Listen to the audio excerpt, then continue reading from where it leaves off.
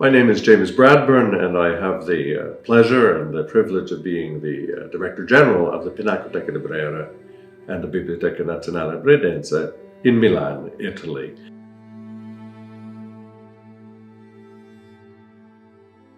The prime function of the museum, beyond the mere preservation and protection of the works that it has, is to create new value with them. Now, what we have learned in the past 2 years is that public access to museums is not a given.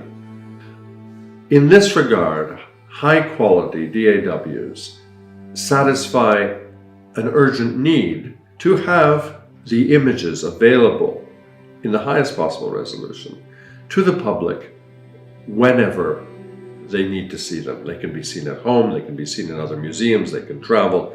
This allows museums to expand the reach without compromising the experience of the original, a perfect reproduction that you can have in your own house. You can wake up and be enchanted by Modigliani's Head of a Young Woman.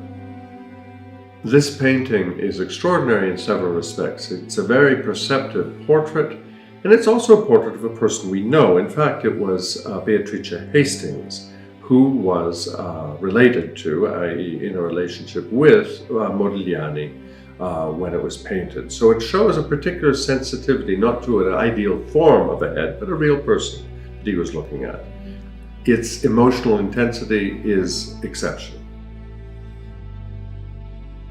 Another extraordinary DAW is The Kiss by Ayetz. Now, at first glance, it's just a couple kissing, which in itself is not that extraordinary. But seen in the context of Italian history, this is a very important and poignant moment.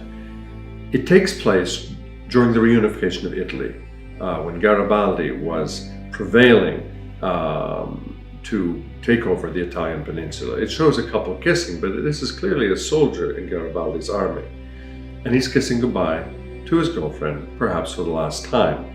The shadow behind could, according to some, represent the imminent threat of the Austrian soldiers that this young man is going to face, and at whose hands he may possibly die. Sono Alberto Rocca, direttore della Pinacoteca della veneranda Biblioteca Ambrosiana in Milano. Well, museums have always interacted with technology, and there is no day in every museum in the world when there is no change, because technology allows to have everyday better solutions. Through imaging, we can have the real status of a masterpiece on a given date.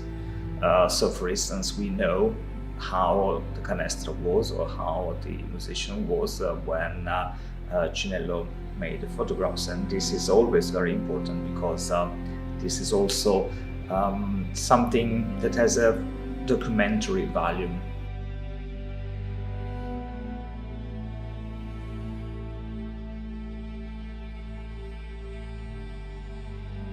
Our collection is a small collection, and so many people come to see the musician, the canestra, the cartoon by Raphael, and so on. We are sure that the basket of fruit by Caravaggio came with Federico Borromeo, our founder, to Milan in 1601. And yet we know nothing about whether it was a purchase, a gift, or a commission directly wanted by Federico Borromeo. We don't know when the musician arrived to the veneranda Biblioteca Ambrosiana exactly. Some people think that it arrived with the donation of Conte Galeazzo Arconati in 1637, but we have no records of it. The portrait of a musician was painted in 1485, a period when Leonardo had a keen interest in optics.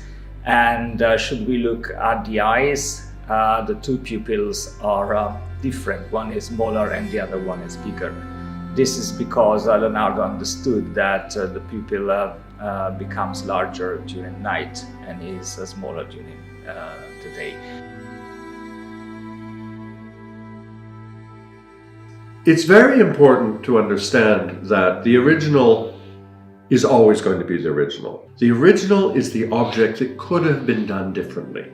This is very important to understand, that when you're looking at an original Caravaggio, you're looking at an object that, by the change of a brushstroke, Caravaggio could have changed. Once it's done, it then becomes something different.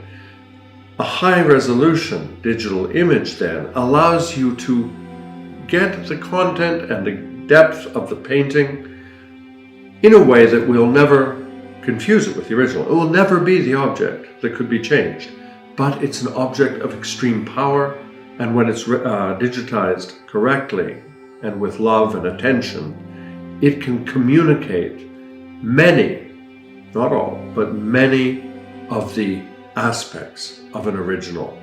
In fact, in some cases, a digital reproduction can be more powerful as a visual experience, even when it is less authentic as a document for scholarly research.